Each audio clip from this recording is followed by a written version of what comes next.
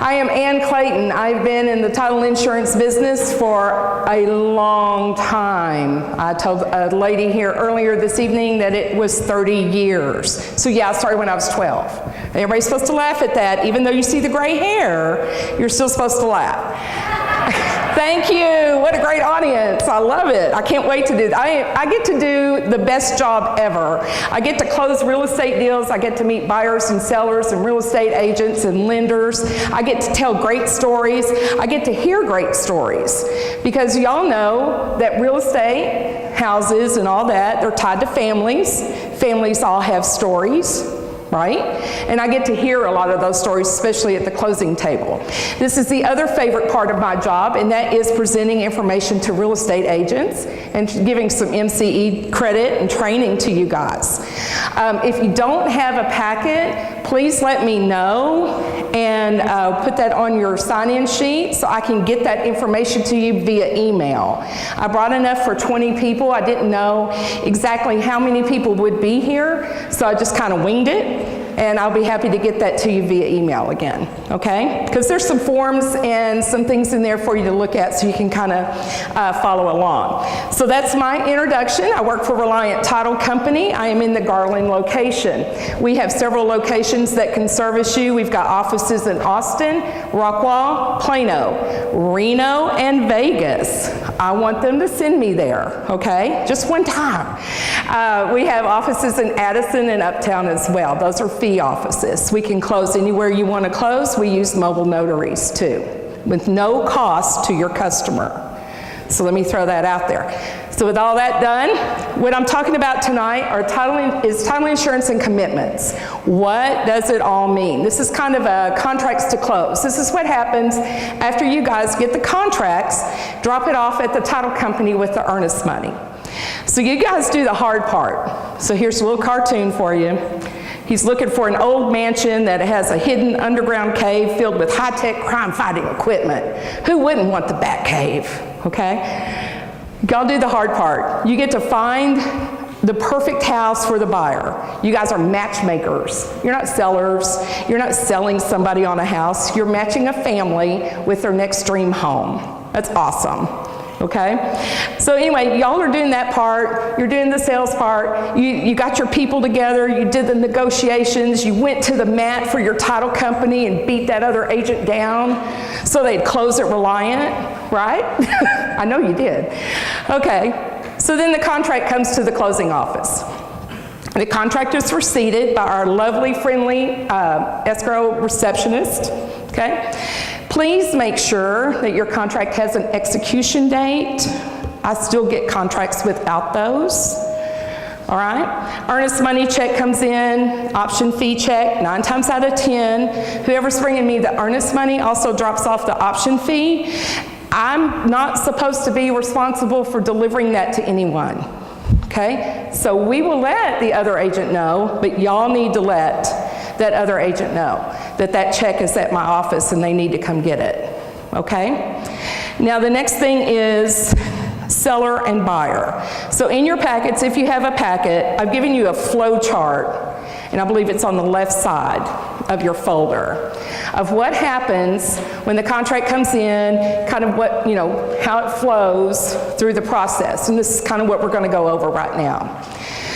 So we look at the seller and buyer. So the first thing we're going to do too is who's on the CAD. If you're the listing agent, you need to have already looked at the CAD to find out who's been listed on the tax rolls.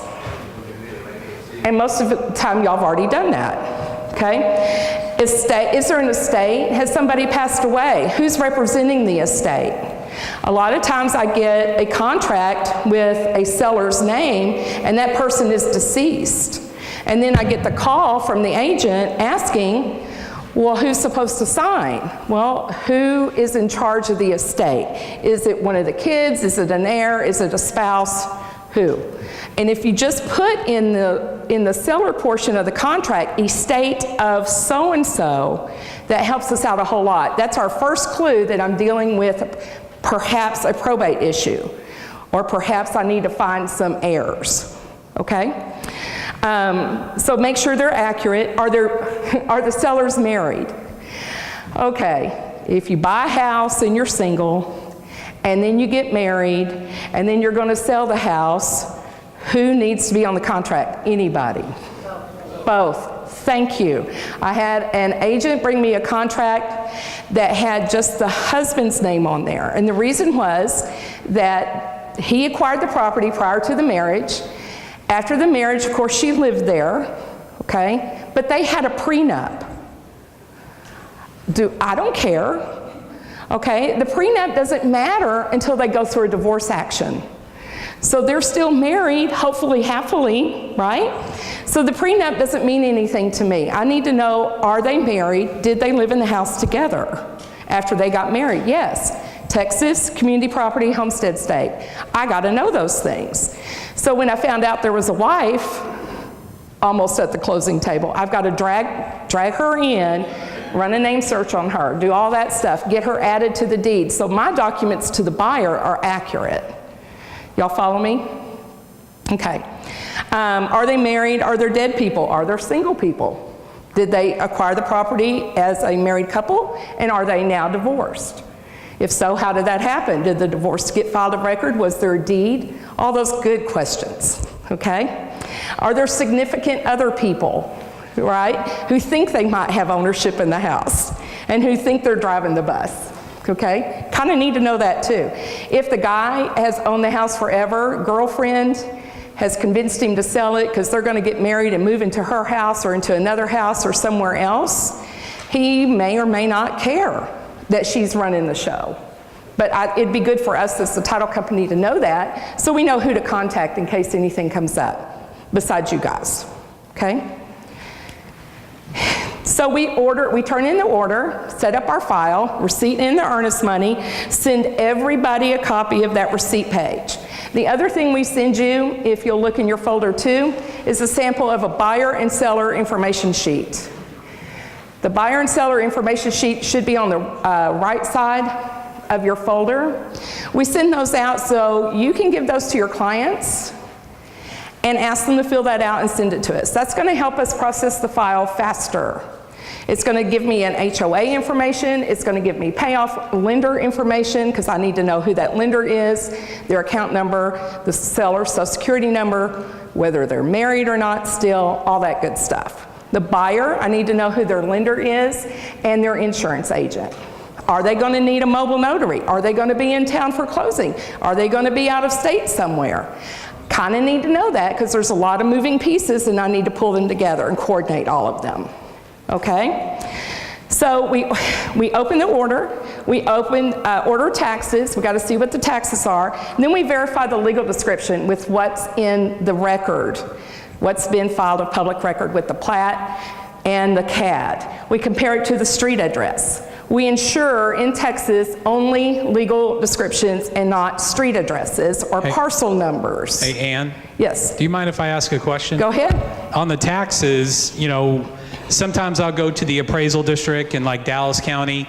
It will show maybe an unofficial tax amount. Yes. So when you say taxes are ordered, are you going to each county's tax assessor or using a third party title or tax services? You know, because sometimes there have been some discrepancies between what your certificate you show me and what I saw on the appraisal district. So that's a good question, and you're exactly right. What we use is a third party that's going to certify to us that the information they've provided to us is as accurate as it can be.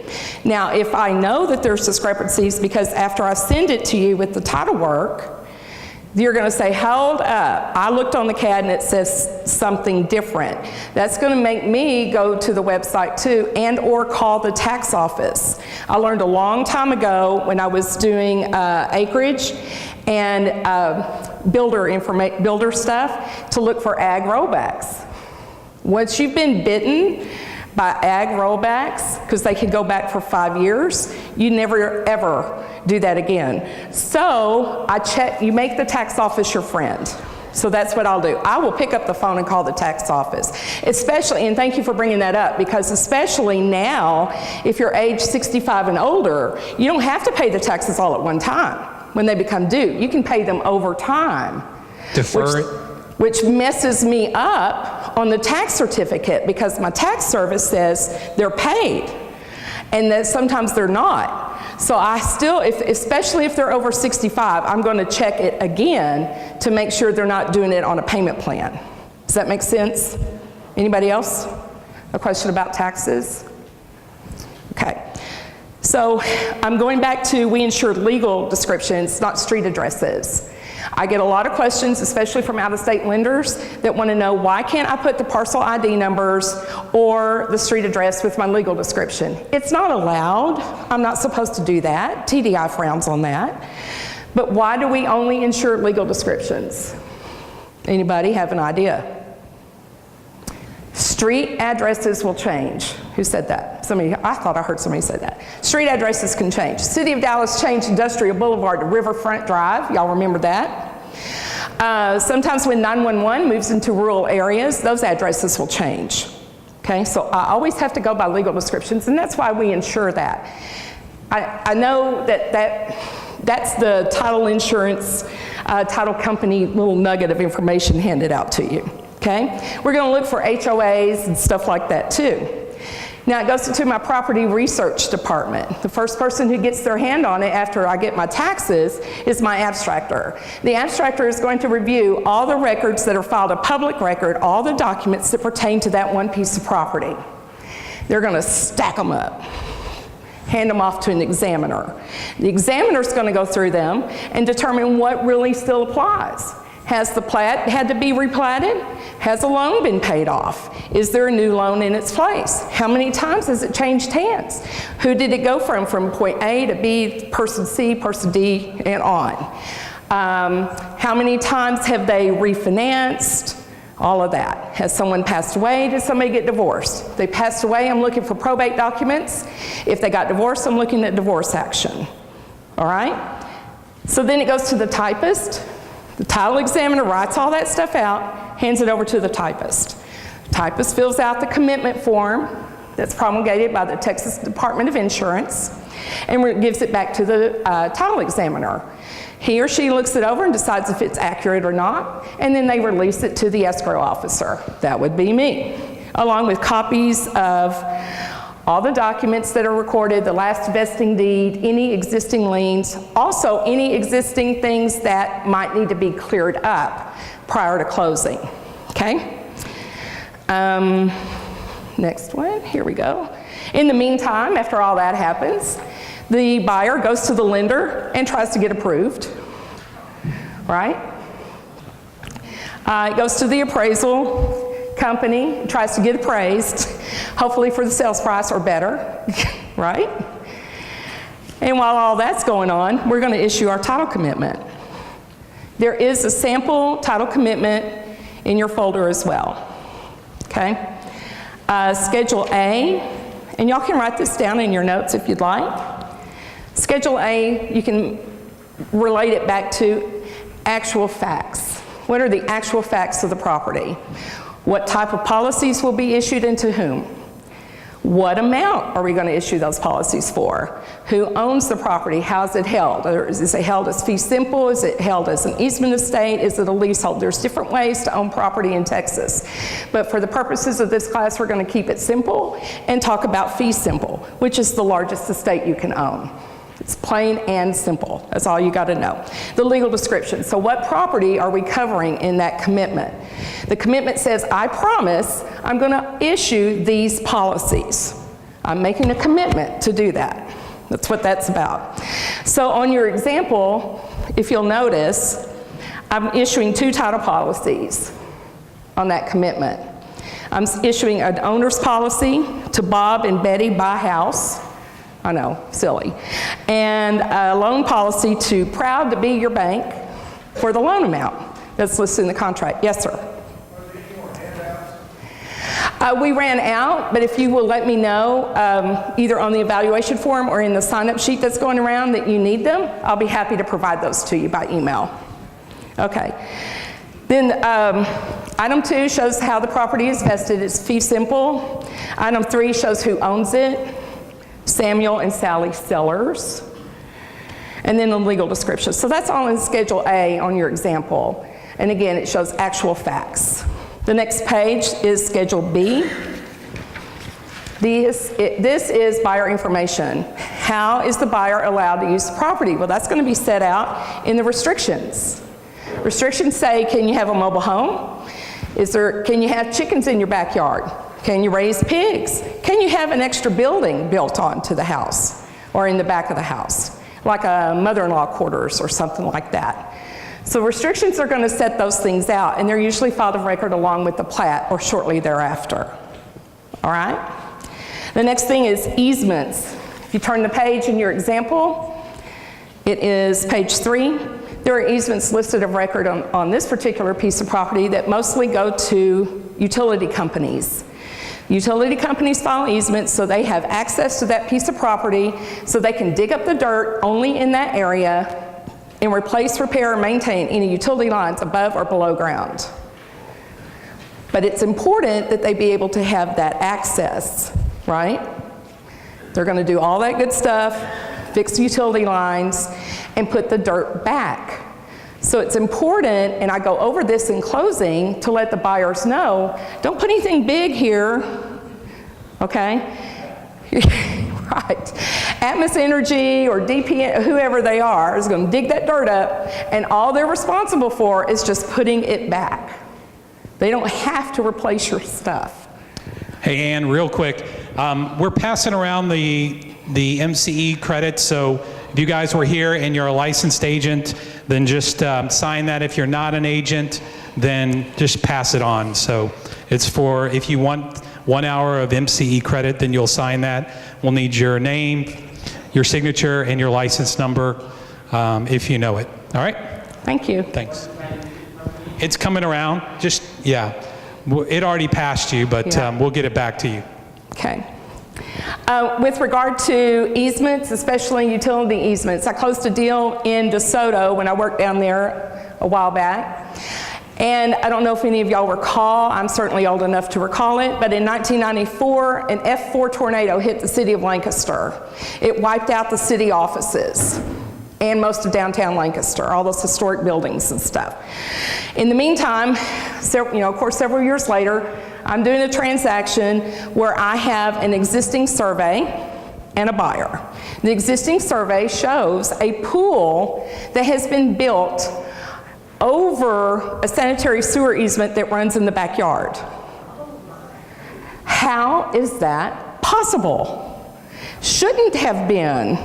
Okay, this stops our closing dead in the water. The lender says, hold up. You have a swimming pool on top of a sanitary sewer easement.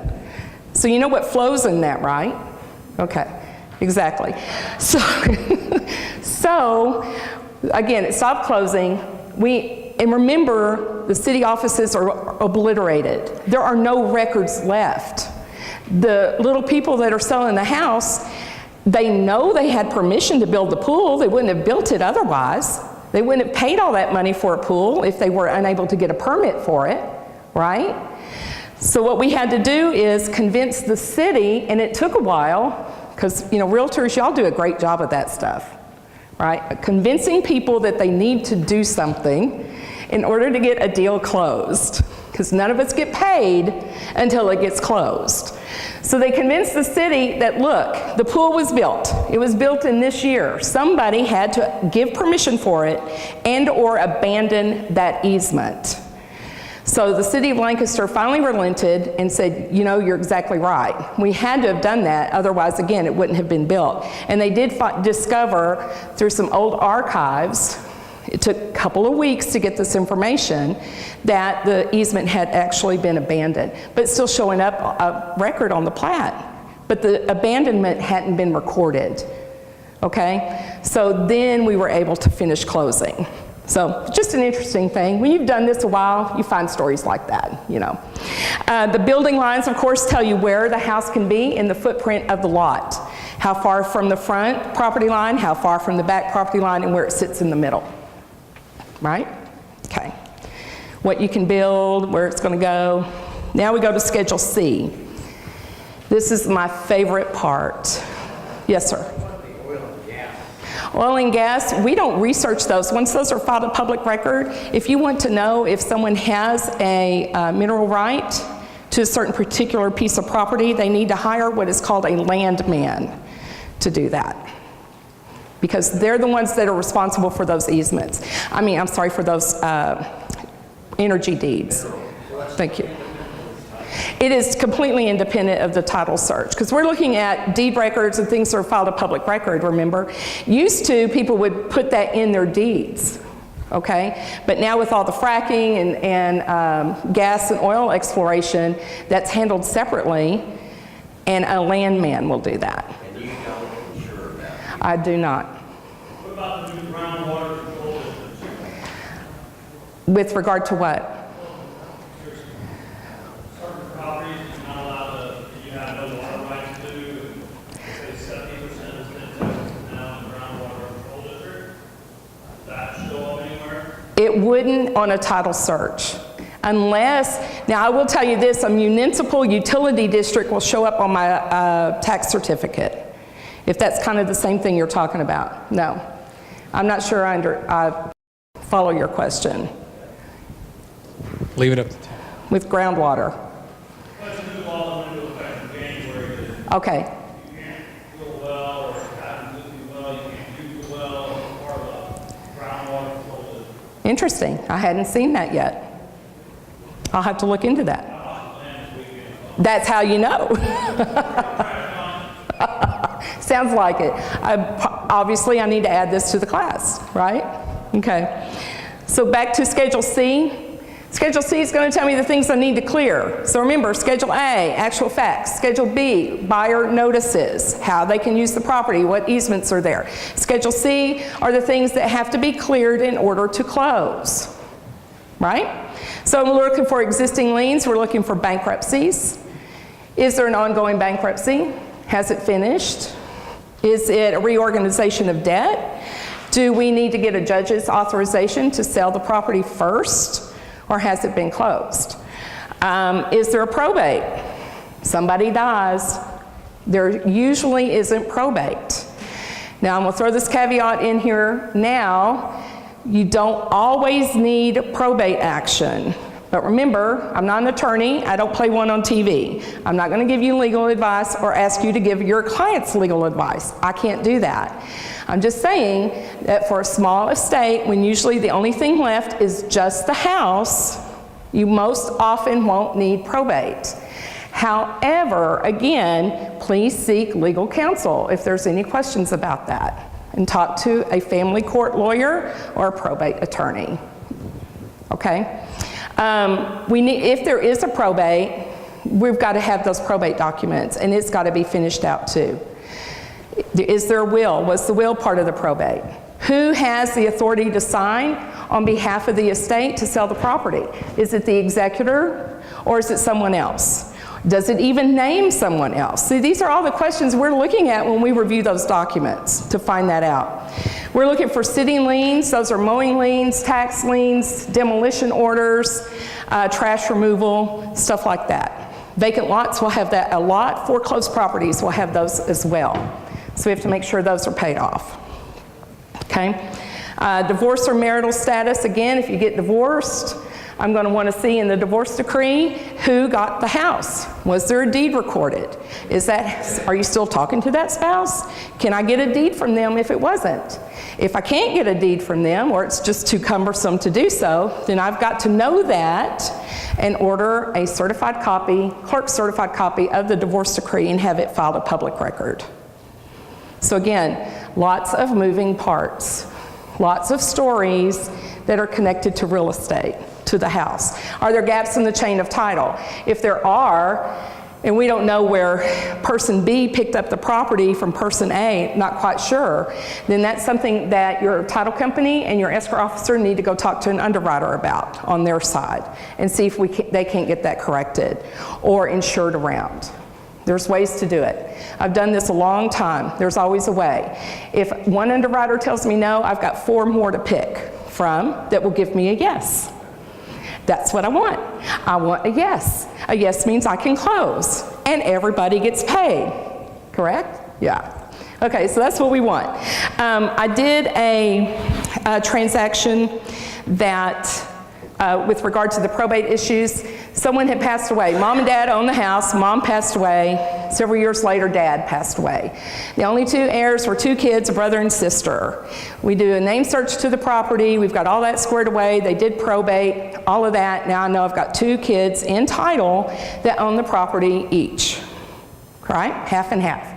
So they go to sell it. When we do the name search and we do the lien search, we find out that the brother has an IRS tax lien filed against his business. What's going to attach to dad's property, because that's not brother's homestead. So it's going to attach it, I've got to get it paid off. Sister was 9 kinds of mad about that because she thinks that's cutting into her profit. Well, technically it does, but I've got to split the money down the middle and pay the tax lien out of his half. Well, he didn't have enough in his half, so I had to come from part of sister's half.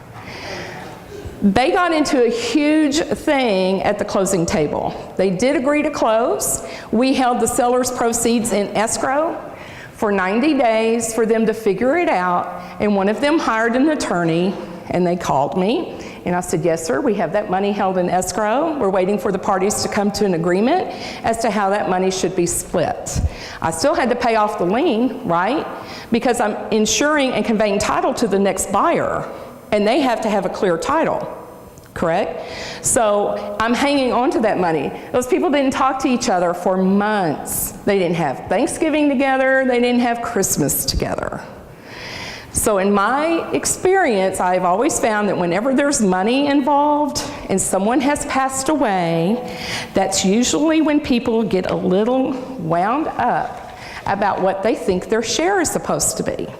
I closed a deal where I had 8 heirs. I had 8 kids that 4 of them were in Texas and 4 of them were out of state, different states. Okay? Mom and dad got married. They'd each been previously married to somebody else. 2 kids on daddy's side, 6 kids on mama's side.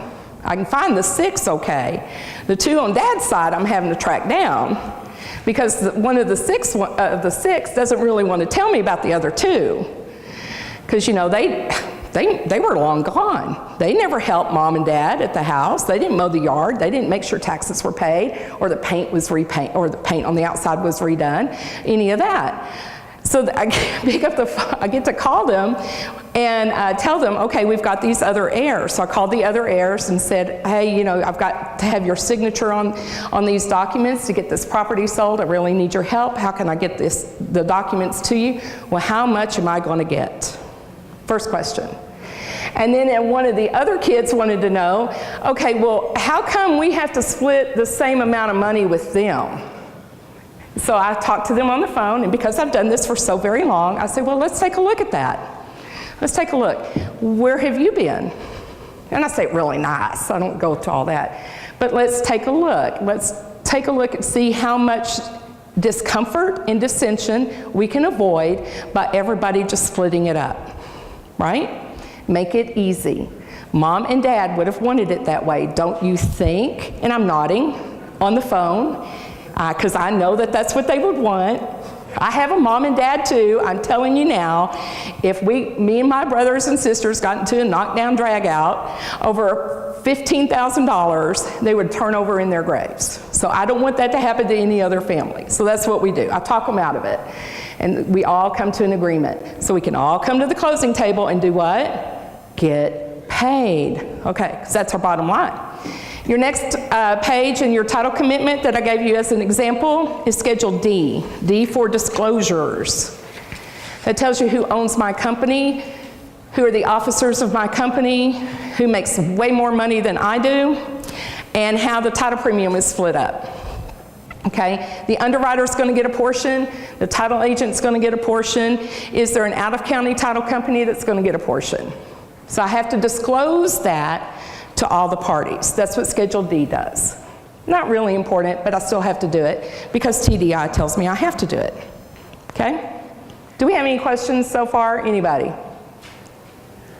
Y'all are brilliant. Okay, perfect. Now I'm going to the next thing. Okay, so we did the title work. We got the title work all cleared. I've paid off federal tax liens. I've paid off child support liens. That's in your example that I gave you.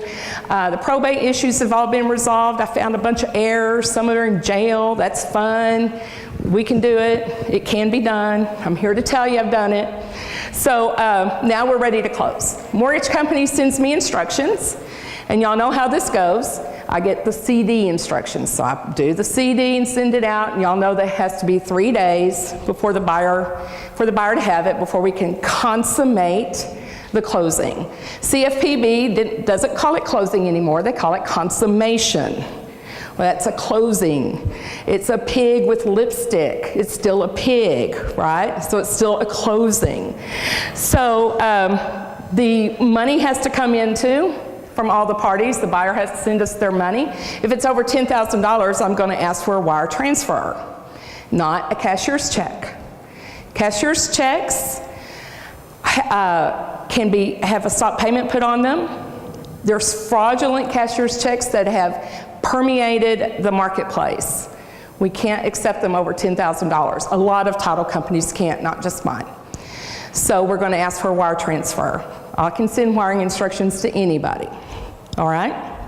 Okay, so disclosures and documents are prepared. They're being sent out. Closing is scheduled.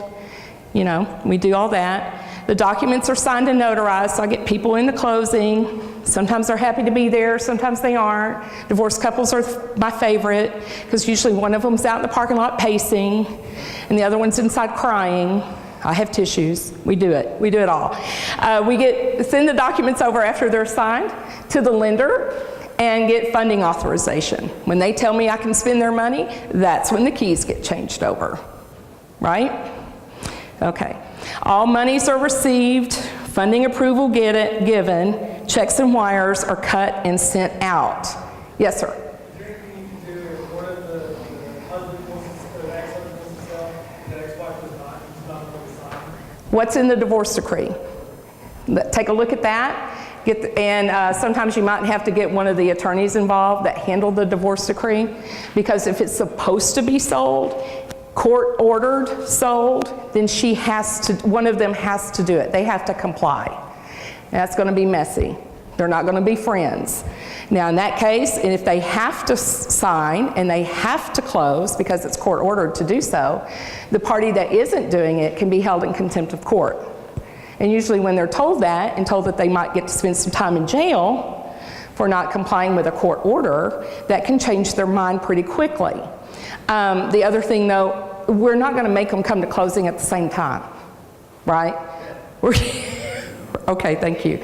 Not at all. We will set those up 2 separate places, 2 separate times, 2 separate locations, whatever it takes. Yes, sir? Second question is the property probated, there's 4 kids, the oldest is an executor. Yes, sir? 3 aren't entitled to any funding?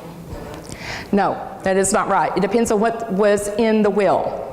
Okay, so that's a really good question. Probate documents will tell me who's authorized to sign on behalf of the estate most of the time, but the will set out who's supposed to get what.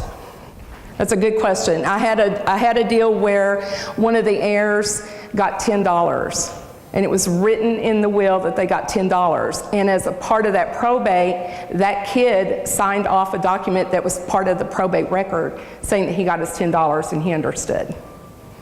I've not seen that before, so that was kind of eye-opening, and that was just this past year. So, anybody else have any questions? Okay. How am I doing on time? Yeah, you're good. I'm good? Fabulous. Okay, so checks and wires are sent out. And when checks and wires are sent out, I'm going to send an email or call you guys. I really like calling you because everybody loves that phone call from the title company that says, we are closed, we are funded, release some keys, money's going out. Y'all do understand that wires take time. That is not instant. Okay?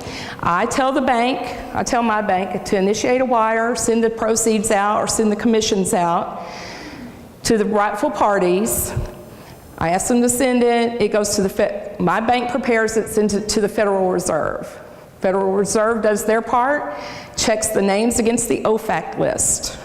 Y'all familiar with that? That's the list, kind of like the no-fly list that that became enacted after 9/11. We're looking for folks that don't need to get that money for whatever reason. So we're going to check, the Federal Reserve will check that, again, check their names against the OFAC list, and then they'll say, okay, we can release it, and they release it, and it goes to the seller's bank. Then it's posted to their account. If they have a brokerage, that takes longer. If they have a credit union, sometimes that takes longer because most of the time there's an intermediary bank that's going to receive those funds first before they're actually posted to the person's account.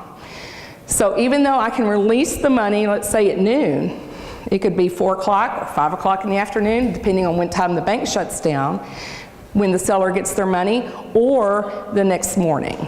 But it's been initiated and sent. When does the Federal Reserve shut down? Is it 3? I believe You know, so. do they? Okay. I believe so, 3 or 4. Because I know our bank shuts its wires down at 4. Okay. So if we close it at 4, then we know the Federal Reserve can get it before then, by that time. Okay? Good question. We do not accept cash, y'all know that. Because of banking and IRS regulations, I cannot secure cash at the title company. I don't want to be responsible for that, right? I only want cashier's checks and wires, right? Any questions about that? Because I know a lot of people still do cashier's checks and get kind of offended when we ask for wires. Anybody had that experience with a customer? Okay. So the next one, now what? The buyer should never, ever, ever be given keys to the property until after the title company notifies everybody that it is closed and funded. Why? Anybody? Thank you. Yeah. Something could happen to the house. Somebody could go in there and do something. It's just not smart. It could fall apart at the 9th hour and not actually get funded. And if you let them move in and it really falls apart, they may have to be let out. Eviction takes time, okay? I haven't ever seen that happen, but I have seen a lot of lease backs. Which is why you should close on Thursdays and not Fridays. Thank you. Okay, I have a very good customer of mine who refuses to close on the last day of the month and never on a Friday. That has been pounded into his head. Never on a Friday, never on the last day of the month. Fridays and the last day of the month, the Fed is overrun, lenders are overrun, everybody's busy. It takes time. Even if you close early in the morning, I still have to email those documents to the lender, to the funder, and for them to have time to look them over. They don't take our word for this anymore. Guys, when I started a long time ago, I could just pick up the phone and call the closer, and they would say, well, did they sign the note? Yes. Did they sign truth in lending? Yes. And I would say yes, even, I didn't know. I just started in the business. I had no idea what those people signed. But I was getting funding, by golly, because we were going to have it closed and funded that day. So now they want to see those documents. They want to take a look at them. They want to make sure I got those initials in those places that need initials. Is the 4506 signed, the loan app, all that good stuff. It just takes time for them to look it over, okay? So, the 4 C's of a title company. This is what I like to say we do. We coordinate with all the parties to get the deal closed. Buyer, seller, both agents, the lender, the home warranty company, the surveyor if we need a surveyor, the inspector, the pest inspection guy. If it's a VA loan, of course we've got to have that. Everybody now, including agents, are on a team, and they have processors and they have assistants and they have people that will do the paperwork for them. I have to know who those people are too, because if I can't get a hold of the agent, I've got to send an email to that person and say, hey, did they sign this at closing? Okay, or on your contract. Then we cure. We do the title search. An examination tells us what needs to be fixed before we can close, what needs to be paid off at closing or before closing, so we can get it clear title transferred to the buyer. The coordination part 2, I forgot this part. We are a disinterested third party. I hate to say disinterested because I'm really interested that we close, okay? But we're neutral. We have a fiduciary responsibility to both the buyer and seller to be honest and fair and to distribute the money according to what the contract tells us, okay? Then we close. So it's just not watching people sign documents and me notarizing them and stamping them. When those documents come across, I'm looking at them. I've got to make sure the legals are done right, the names are spelled right, middle initials are in there. Did they sign with middle initials like I told them to 400 times? I think there's some closers in here, I don't know. So did they do that? Did we get all the bills? Did we get all the invoices? I love it. At the closing table, oh, I forgot. We have a $500 bill to, you know, the gas guy who came in, the plumber who put in a new water heater.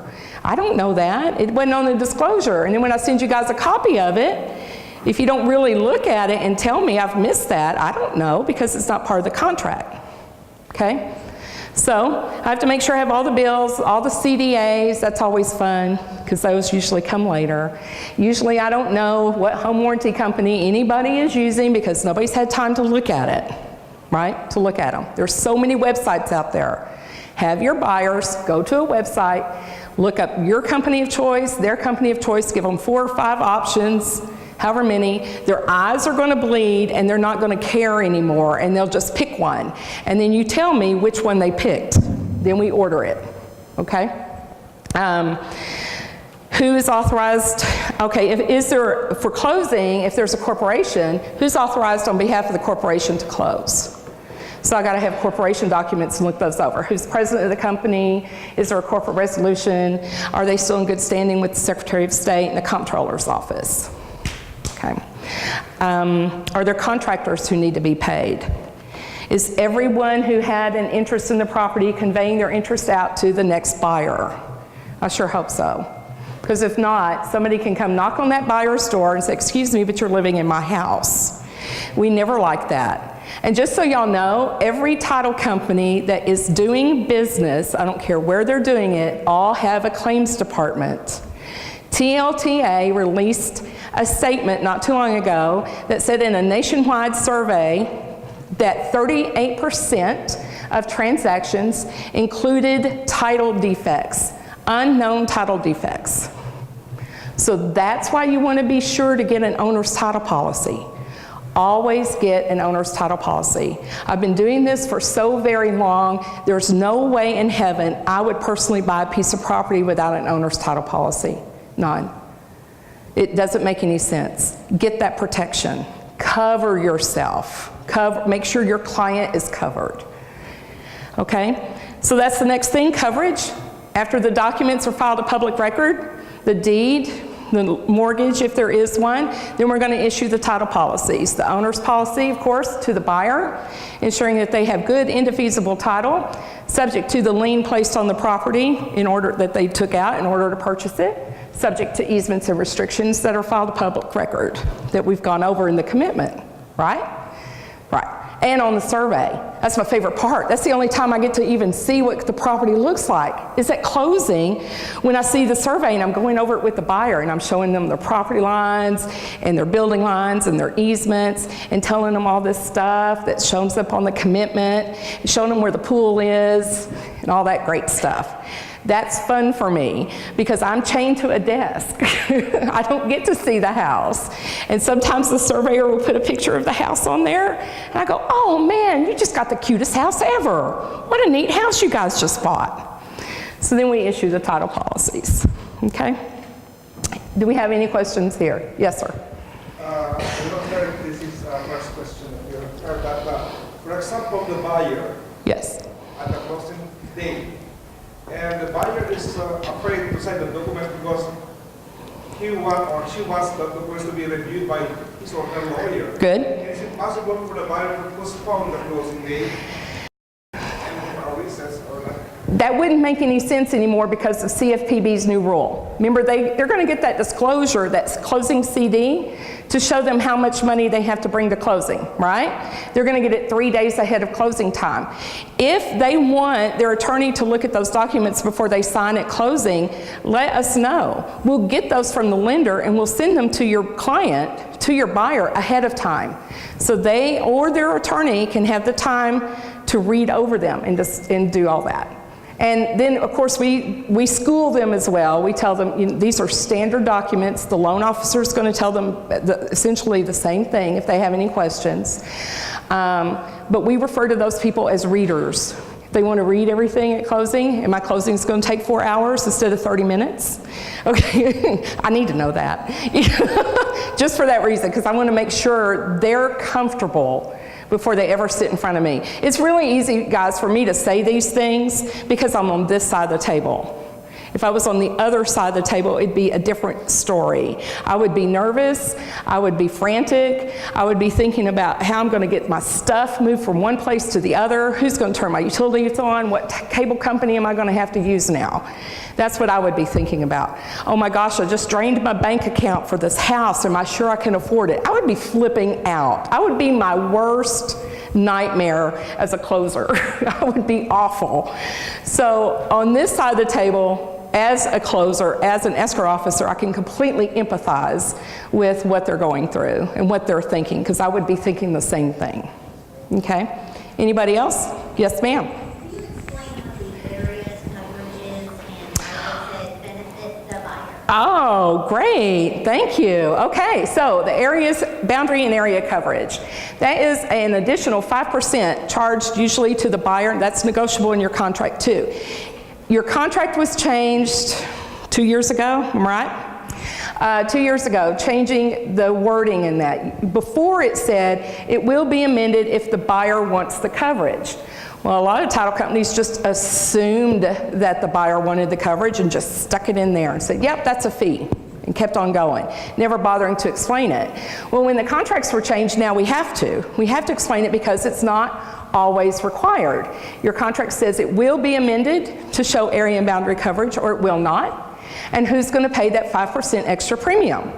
So in a transaction of $100,000, your title premium is $875. 5% of that is what, $38, $40? Is it 5 or 10? It's 5 on residential, 10 on commercial. Good job. So it's 5%. So we're talking $30, $40 to get that coverage. What that covers is, in their title commitment, which will end up being their title policy, I'm going to ensure that they own every bit of that piece of property subject to shortages in area. That means the most, they could own more, but they're never going to own less than what's shown on that survey. And I know that's kind of backwards. It's not affirmative. That's the best thing about having lawyers write real estate law and working for the Title Department of Insurance, Texas Department of Insurance. They don't make it clear. They don't put it in language that we know, but they say the exception in the policy is going to say shortages in area. So I say you own this much, okay? This is the most you own. It could be shorter, but this is the most, and that's what I'm insuring. Does that make sense? And for $40, it's a deal. Especially, and thank you for bringing that up, especially because 9 times out of 10 we're relying on an old survey, okay?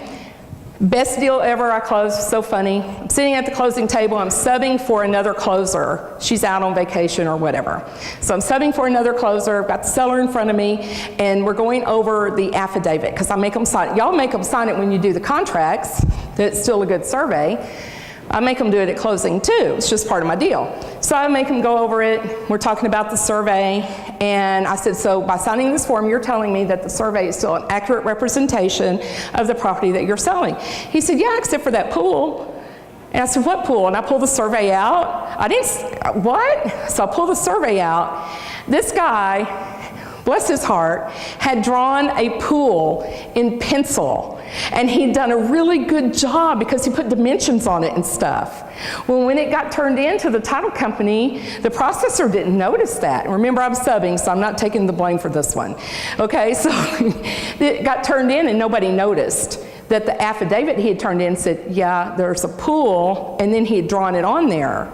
Well, in our minds, when we saw the pool drawn on there, we really thought that was the accurate representation from the surveyor, that the surveyor drew the pool in there, right? So yeah, that was kind of scary. But please, that's a really good coverage for your buyer, especially because we're relying on older surveys. So my client's bought a piece of property that has, you know, the fence and that's on the, then there's like this, we're not sure who owns this piece of property, kind of a green belt. Okay? So it comes down to, no, that's gonna be yours, but it's not on their survey, and nobody from any plat can say.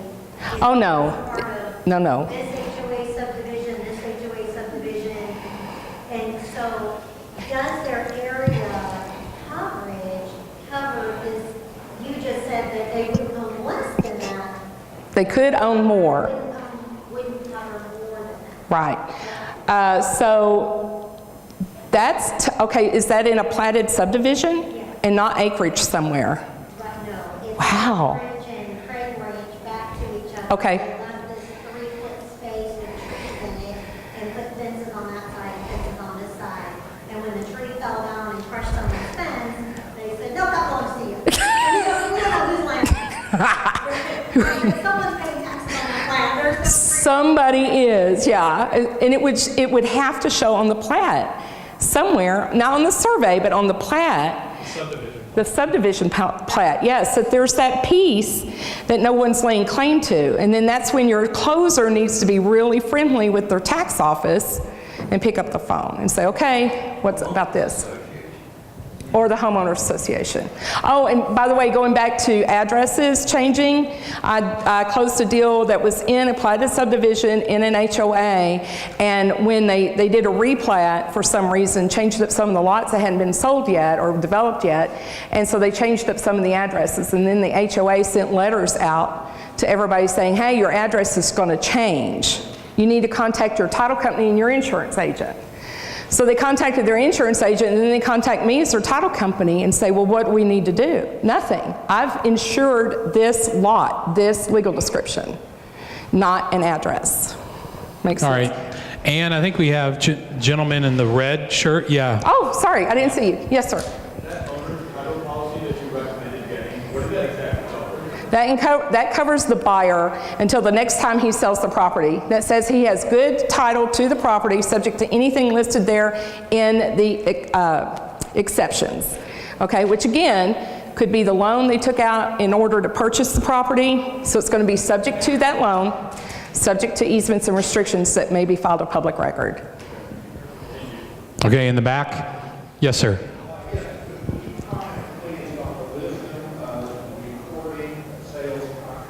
No, I would not want that done because that puts a cloud on the title. If you're going to do a lease agreement that will end up being them buying it, rent to buy, I wouldn't file that contract of record. Things can change.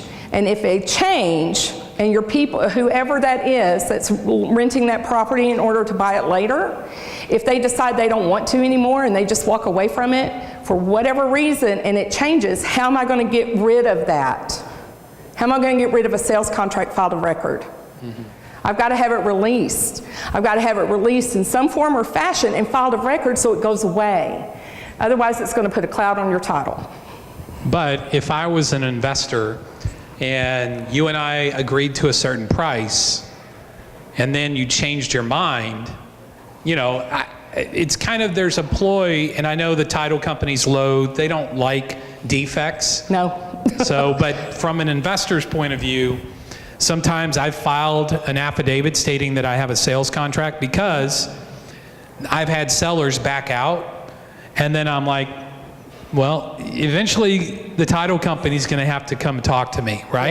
Yeah. You're not going to sell this property because most title companies are going to say, you see that affidavit or, that says we had a sales contract entered on this date. So what happened? Yeah, we're going to want to know what happened. It's going to cloud the title. It will. And so I'm not advocating to do that on everything, but I have done that in the past.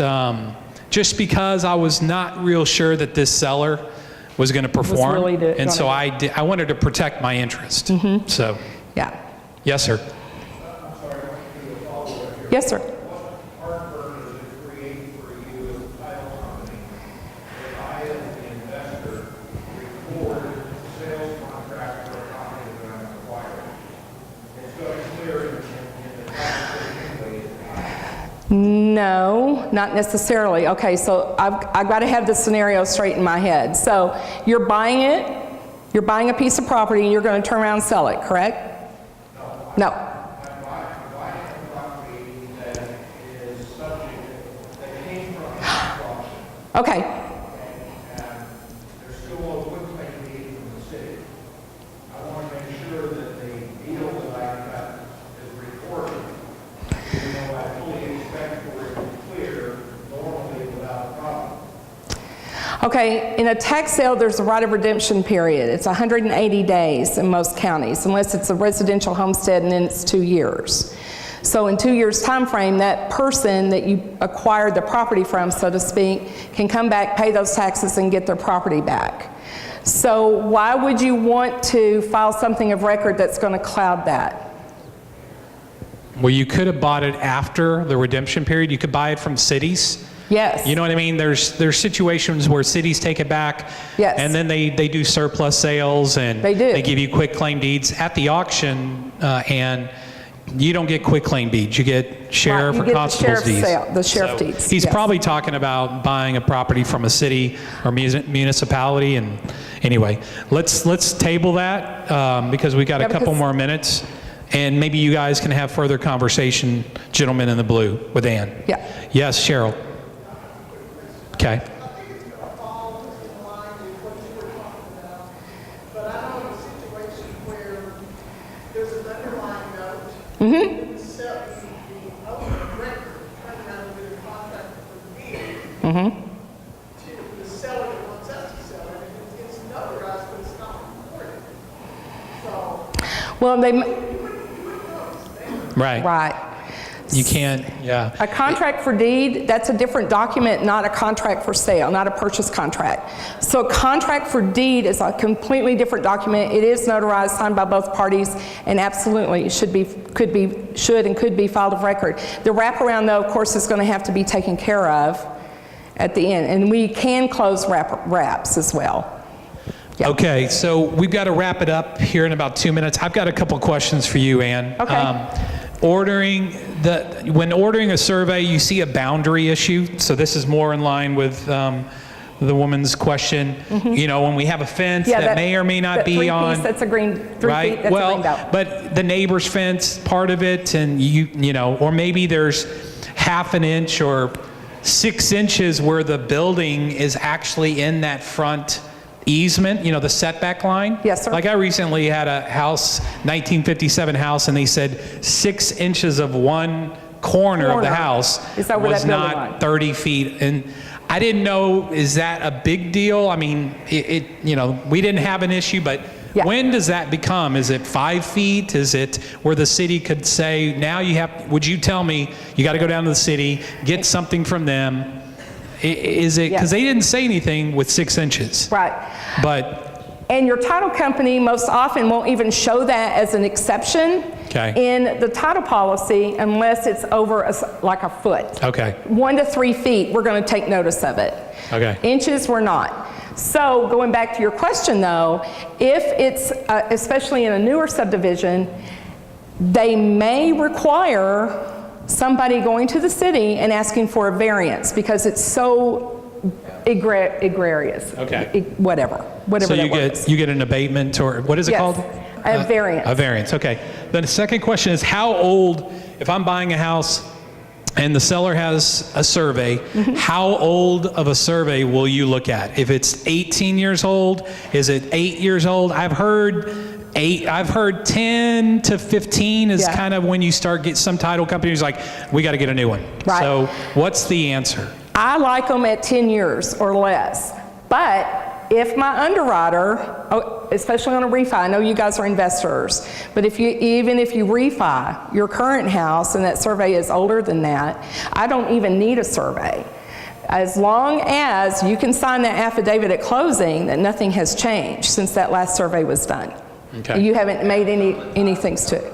There you go. It Short does, answer. and it depends on the underwriter. The good news is I have 5 underwriters to choose from. 5. So remember what I said? One of them tells me no, I go to the next 4 and look for a yes. Okay, my third question is, does Reliant Title look at sheriff sales? You know, I mean, if I buy a property on the courthouse step at a tax sale, Yes. a lot of title companies I've heard, I mean, you know, most of them are like, Right. we don't insure those. Our underwriter won't look at those. We will look at them after their redemption period is over. Okay, We can do that. all right. Anybody else? Yes, sure. Ma'am. Just updated ones where the surveyor goes. No problem. Yeah, because the surveyors looked at it again, they drove by it, said, yeah, everything looks the same. Sure. Sure. Yes, ma'am.